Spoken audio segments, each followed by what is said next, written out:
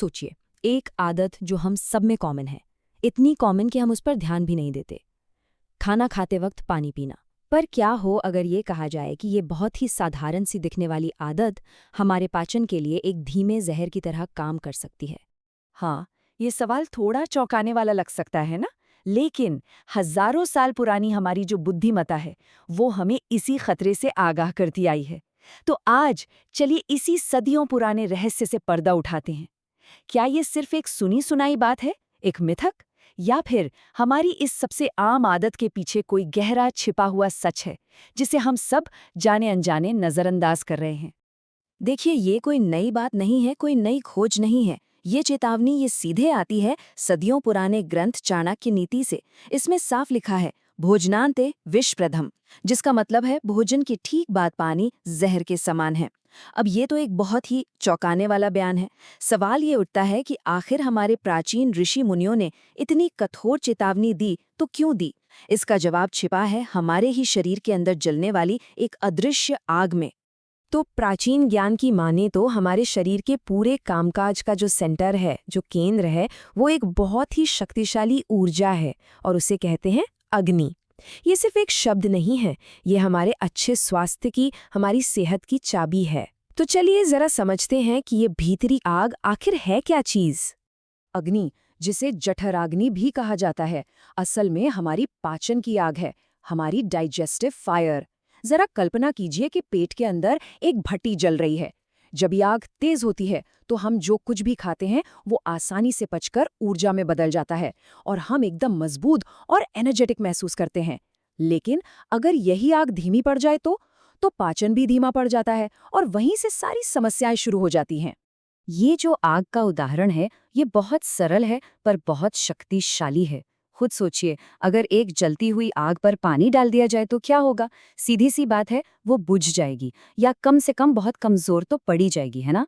आयुर्वेद के मुताबिक जब हम खाना खाते समय गलत तरीके से पानी पीते हैं तो हम अपनी पाचन की आग के साथ बिल्कुल यही करते हैं, हम उसे बुझा रहे होते हैं।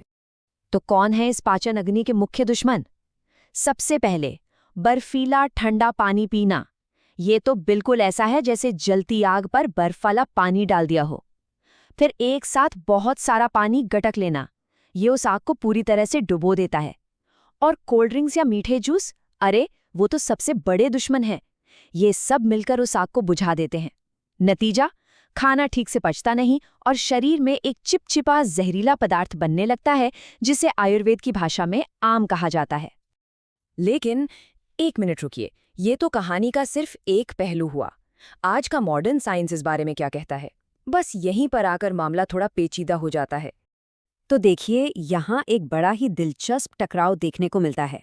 एक तरफ है आयुर्वेद, जो चेतावनी देता है कि पानी हमारे डाइजेस्टिव जूस को पतला कर देता है, और दूसरी तरफ है मॉडर्न साइंस, जो कहता है कि हमारा पेट बहुत स्मार्ट है, वो खुद को एडजस्ट कर लेता है। आयुर्वेद कहता है कि ठंडा पानी हमारी पाचन की आग को बुझाता है, जबकि विज्ञान का तर्क है कि अरे नहीं, लिक्विड्स तो खाना तोड़ने में और मदद करते हैं। तो अब सवाल ये है कि किसकी बात पर यकीन किया जाए? क्या हजारों साल पुराना आयुर्वेदिक ज्ञान आज के ज़माने में बेकार हो गया है, उसकी कोई अहमियत नहीं? या फिर इस पूरी कहानी में कोई ऐसा ट्विस्ट है, कोई ऐसा मोड़ है जिसे हम सब ने अब तक नज़रअंदाज किया है? और बस यहीं पर वो सबसे बड़ा रहस्य छिपा है, जिसे ज्यादातर लोग समझ ही नहीं पाते। बात ये है ही नहीं कि पानी पीना है या नहीं पीना है। आयुर्वेद ने कभी नहीं कहा कि पानी नहीं पीना है। असली सवाल तो ये है कि पानी कैसे पीना है। इसको ऐसे समझिए जैसे ये कोई यूजर मैनुअल हो। आयुर्वेद ने पानी पर बैन नहीं लगाया, बल्कि उसके सही इस्तेमाल के लिए कुछ नियम बताए। ये मनाही के बारे में है ही नहीं, ये तो बैलेंस के बारे में है, संतुलन के बारे में। और ये एक श्लोक सब कुछ शीशे की तरह साफ कर देता है। याद है वो पहली चेतावनी, भोजनान्ते विषप्रदम, यानी भोजन के बाद पानी जहर है। लेकिन उसी प्राचीन ग्रंथ में ये भी कहा गया है, भोजने च अमृतम वारी, मतलब भोजन के दौरान पानी अमृत है। देखा, ये कोई कंफ्यूजन नहीं है, कोई विरोधाभास नहीं, ये तो एक बिल्कुल सटीक इंस्ट्रक्शन है। तो फिर वो असली नियम है क्या? बहुत ही आसान, सिर्फ 3 नियम हैं। पहला, टेम्परेचर। हमेशा गुनगुना या रूम टेम्परेचर वाला पानी पिएं, ठंडा पानी तो बिल्कुल नहीं। दूसरा, क्वांटिटी, यानी मात्रा।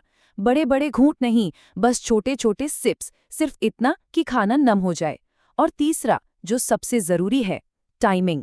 खाना खत्म होने के फौरन बाद एक बड़ा ग्लास पानी कभी नहीं पीना है। अपनी पाचन क्रिया को उसका काम करने के लिए कम से कम 30 से 45 मिनट का वक्त देना ही है। अच्छा, तो अगर खाने के तुरंत बाद पानी जहर की तरह है, तो फिर क्या पी सकते हैं? आयुर्वेद के पास इसका एक बहुत ही शानदार जवाब है। एक ऐसा पेय जिसे देवताओं का पेय कहा गया है। ये कहावत ही अपने आप में सब कुछ कह देती है। आयुर्वेद में छाछ यानी बटर मिल्क को हम इंसानों के लिए अमृत माना गया है, और खासकर हमारे पाचन के लिए। पर एक मिनट, यहाँ बाजार में मिलने वाली पैकेट वाली छाछ की बात नहीं हो रही है। हम बात कर रहे हैं पारंपरिक तक्र की। ये वो छाछ है जिसे दही और पानी को मथकर बनाया जाता है, और अक्सर इसमें कुछ मसाले भी डाले जाते हैं। ये बहुत हल्की होती है, पचाने में बेहद आसान, और इसके औषधीय गुण तो कमाल के हैं। तक्र के फायदे किसी चमत्कार से कम नहीं हैं। ये धीमी पड़ चुकी पाचन की आग को फिर से भड़का देती है। ये गैस, ब्लोटिंग और यहाँ तक कि आईबीएस जैसी मुश्किल समस्याओं में भी राहत देती है। आयुर्वेद में तो इसे तीनों दोषों, खासकर वात और कफ, को बैलेंस करने वाला माना गया है। सच कहूँ तो ये हमारी आंतों के लिए अमृत ही है। और इसे पीने का सबसे सही वक्त कौन सा है? बिल्कुल, भोजन के ठीक अंत में। याद रखिए, जहाँ पानी जहर का काम कर सकता है, वहीं छाछ अमृत बन जाती है। ये पाचन की प्रक्रिया को पूरा करने का सबसे बेहतरीन तरीका है। तो अब इतनी सारी जानकारी को हम अपनी रोज की जिंदगी में कैसे इस्तेमाल कर सकते हैं? चलिए इसे बिल्कुल आसान बना देते हैं। तो पूरी बात इस सिंपल सी गाइड में आ जाती है। क्या करना है? खाने के दौरान गुनगुने पानी के छोटे छोटे घूंट, खाने के ठीक बाद छाछ, और ज्यादा पानी पीने के लिए कम से कम आधे घंटे का इंतजार। और क्या नहीं करना है? बर्फीला ठंडा पानी, खाने के फौरन बाद ढेर सारा पानी, और मीठे ड्रिंक्स। बस इतना ही। यही है अपनी पाचन की आग को हमेशा जलाए रखने का असली राज। तो आखिर में बात बस इतनी सी है। ये ज्ञान सिर्फ जानकारी नहीं है, ये एक चुनाव करने की ताकत है। अब हमारे पास पाचन के लिए ये प्राचीन यूजर मैनुअल है, तो चुनाव भी हमारा ही है कि हम अपनी इस भीतरी आग को और भड़काएंगे या फिर उसे हमेशा के लिए बुझा देंगे।